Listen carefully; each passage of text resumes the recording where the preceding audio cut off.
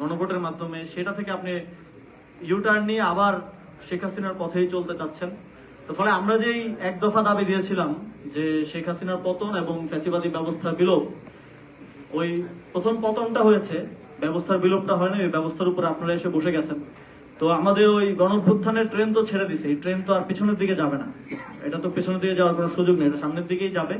তো এই ব্যবস্থার বিলোপ হবেই। ওই ব্যবস্থার মধ্যে যেই বসে থাকুক, আজকে বিএনপি বসে আছে, কালকে যদি এনসিপিও বসে থাকে, এনসিপিও যদি ওই একই ব্যবস্থার উপরে চলতে চায়, তাহলে এনসিপিকেও বাংলাদেশের মানুষ প্রত্যাখ্যান করবে এবং বিএনপিকেও বাংলাদেশের মানুষ প্রত্যাখ্যান করবে। এখন পদ্ধতিটা কি হবে, উপায়টা কি হবে, এটা হয়তো আমরা সামনের দিনে দেখতে পারবো।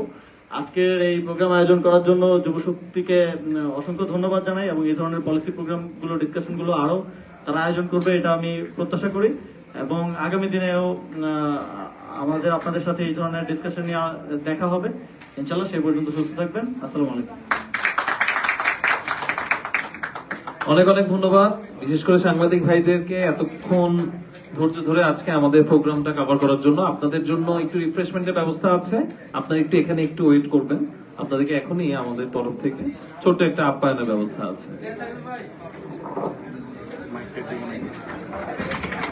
আমাদের নেতা কর্মী